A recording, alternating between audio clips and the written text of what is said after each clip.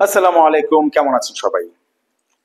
মানে খুবই দুঃখজনক একটা ব্যাপার হচ্ছে গিয়ে ইদানিং আমাদের বাংলাদেশ এয়ারপোর্টের থেকে দেখলে দেখা যায় যে অনেক অনেক অনেক অবৈধ আমাদের বাংলাদেশি শ্রমিক ভাইরা বা কর্মী ভাইয়েরা তারা হচ্ছে ফেরত চলে আসতেছেন অবৈধ বিভিন্ন দেশ থেকে, যেমন ধরেন আপনার মালয়েশিয়া, সৌদি, কাতার, এরকম আরো কিছু কিছু দেশ থেকে অনেক অনেক অবৈধভাবে ফেরত পাঠায় দিতেছে।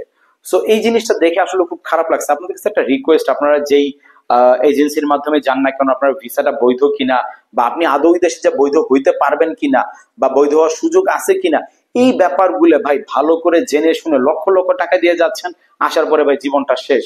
আপনারা ধার দেনাও করে যাচ্ছেন, জীবনের সব সম্বল দিয়ে যাচ্ছেন, জমি বেচে যাচ্ছেন, আসার পরে টাকা দিতে পারেন না, নিজেরও থাকে না। তো এই জন্য রিকোয়েস্ট করবো আপনাদের কাছে যে আপনারা ওই মানে কম দামে বা কোনো দালালের পাল্লায় পরে ভাই ভালো করে খোঁজ খবর না নিয়ে আপনারা কোনো দেশে যাবেন না, বিশেষ করে হচ্ছে মিডল ইস্ট গুলাতে।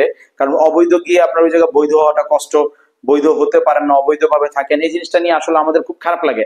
আমি স্পেশালি আমরা যারা মনে করেন যে বিদেশে ইনফরমেশন গুলো দিয়ে থাকি, আমরা যখন এই জিনিসগুলো দেখি না ভাই খুব বেশি কষ্ট লাগে। সো আপনাদের কাছে রিকোয়েস্ট, যারা নতুন যেতে চাচ্ছেন আহ অবৈধভাবে এবং বৈধ হওয়ার মতো সুযোগ নেই, আপনার ব্যাপারগুলো ভালো করে জেনে শুনে বুঝে যে ওই দেশে বৈধ হওয়ার মতো কতটুকু সুযোগ আছে, এই অথবা যারা জানে তাদের সাথে যোগাযোগ করেন, যোগাযোগ করে এই বিষয়গুলো জেনে আপনারা যাবেন। আপনার কাছে রিকোয়েস্ট, আজকে আমি কোনো ভিসার ইনফরমেশন দিতে আসিনি এই ভিডিওতে।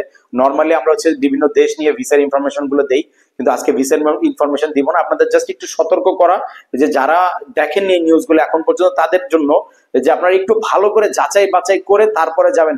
মালদ্বীপ থেকে অনেক ভাই চলে আসছে, মালদ্বীপ কিন্তু প্রচুর বাংলাদেশি আছে। সো এইরকম অনেকগুলো মানে বড় বড় অনেকগুলো দেশ আছে, বড় বলতে না, যেখানে বাংলাদেশি প্রচুর পরিমাণ আছে, এমন প্রচুর দেশ আছে যেখান থেকে অবৈধভাবে লোক ফেরত পাঠাই দিচ্ছে। সো প্লিজ দয়া করে ভালো করে যাচাই বাছাই করবেন, এই আর কি। আর যে কোনো প্রয়োজনে আমাদের হোয়াটসঅ্যাপে নক করতে পারেন, আমরা আপনাদের হেল্প করার চেষ্টা করব।